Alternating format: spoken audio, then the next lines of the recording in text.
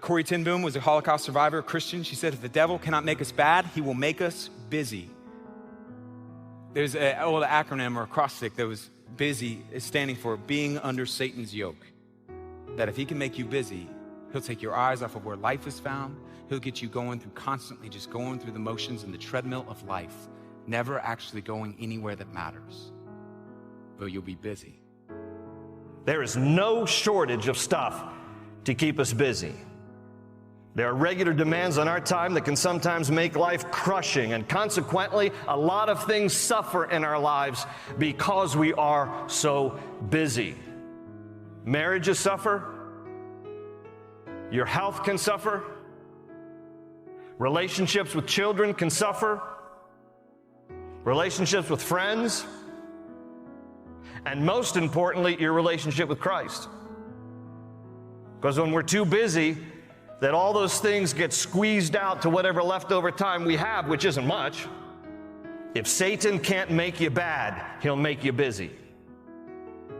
When we think about how Jesus said that the enemy came to steal, kill, and destroy, you might wonder, kill in what way? Destroy in what way? Steal in what way? One of the ways he'll work on you is to steal your time, to cause you to become so busy that you lose sight of the more important things. He loves to get us off track. He loves to cause things to suffer in our lives simply because we're not disciplined with our time. It was Corrie ten Boom who said, if the devil can't make us bad, he'll just make us busy. And here we live in this life where just everything's 1,000 miles an hour. And there's texts coming in, and there's things we got to read, and places we got to go, and stuff we got to, just busy. And we've accepted that this is just how it has to be. But God says, no, there's something you can choose to do, and you can choose to stop. And I would say, if you're like me, the things you're busy doing are good things. They're not bad things. It's not like you're out foolishly using your time. You're probably busy with children and work and school and being married and business. You know, the job that you have is probably consuming you, like it is for most of us. I believe most of our problems, not all of them, but most of our problems, are either caused or made worse because we're moving too fast for too long. Every single one of us has been given the same 24-hour time period every single day by God. The question is, how are you going to use those 24 hours that God has given you? The deal is, we need to be asking God what He wants us to do with the time He has given us. Think of time like every precious thing God has given you, because it is. It's a gift. The time that we have is a gift from God, and we don't know how much time that we have. He does. And so we need to be good stewards or managers of the time that God has entrusted to us. And so maybe it needs to start with us learning how to say no to some demands of our time. And you got to come to the place where you say, I don't live for everyone else's approval, because if I do, I'm fighting a battle I'll never win. I live for God's approval. And so at the end of the day, I'm going to stand before Him and say, I've tried to be faithful and handle and do everything I can. But if I live for a life that doesn't ever disappoint someone, it's never going to happen. And the key is this: we put God first in our lives.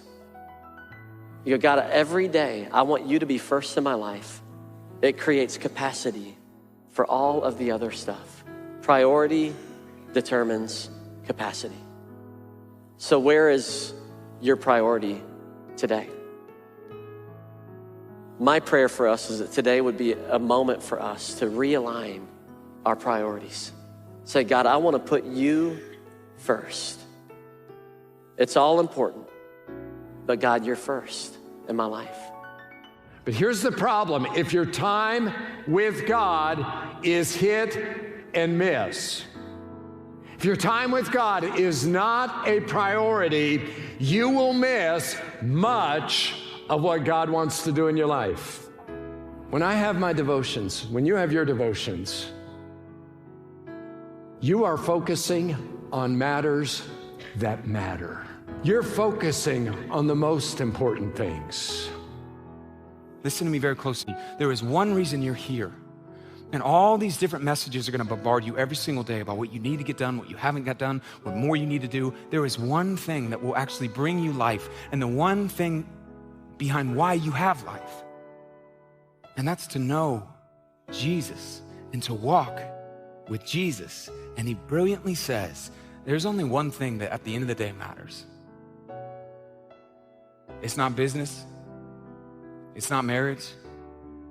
It's me. And you and every other person knowing me.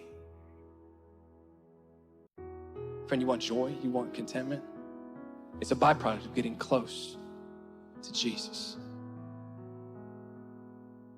When Jesus is our top priority, when he's first and when he's foremost, everything else in my world finds its proper placement. It finds its proper alignment. And it's there in that place when Jesus is first, when I'm near to him, that I realize my joy is not anchored in stuff. It's anchored in knowing and getting closer to the person of Jesus. It's in practicing his presence. The Bible tells us in the book of Psalms that in his presence, there's a fullness of joy.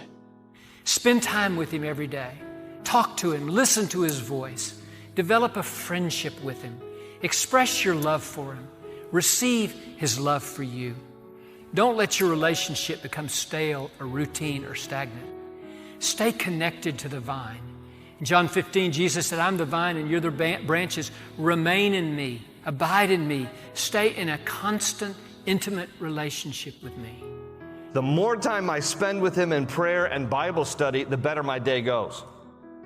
And most of us can testify to the fact that if you don't order your day with seeking the Lord, your day ends up being much more chaotic. You're more frazzled at the end of the day. You got a headache, you're stressed, and all these things that you couldn't anticipate ended up happening.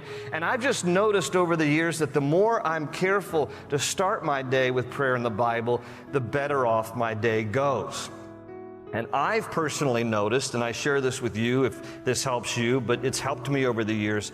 I've noticed that Proverbs in the morning gives me wisdom for the day, and Psalms at night helps to put my mind at rest. When I meet with God, here's what I'm saying. I'm saying, God, I absolutely have to have your help to make it through the day. When you don't have your prayer time, essentially what you're saying is you're saying, I got it, God. I don't need your help today. I can get along just fine. I can do not, and that's the height of pride. What does the Bible say? God resists the proud. He holds his hand. You know, so when you say, I don't need to pray, God's like, okay, you got it. Go ahead. See what you can do. But when I pray, when you pray, when we have our devotional time, what we're saying is, God, I'm not smart enough, I'm not strong enough, I'm not creative enough, I'm not winsome enough, I'm not connected enough. God, I'm not enough of anything to make it through the day. I've got to have your help. And when you start the day that way, God says, I am so glad you asked. I'm going to help you in the things you've mentioned and the things you never thought about. I'm going to go before you. I'm going to be behind you. I'm going to be beside you. I'm going to anoint you. Why? Because he gives grace to the humble. He gives grace to the person who needs him and realizes it by reaching out to him. Now, when people say, for example, you know, I would read the Bible, but I'm just so busy I don't have time. Or, I know I should spend more time in prayer, but I just don't have time. I don't have time, I don't have time, I don't have time. Think about what you're saying. You're saying to the God of this universe, the Creator, you're saying to the Sovereign of this universe, our Sustainer, you're saying to this God who is our Judge, you don't have time for Him? Who is the source of every single thing you have, who desires an intimate relationship with Him. It takes time.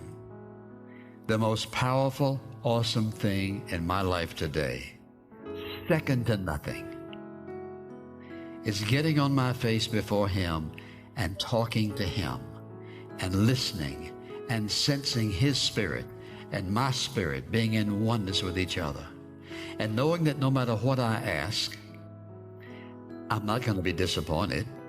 No matter what I ask, he's not going to get upset.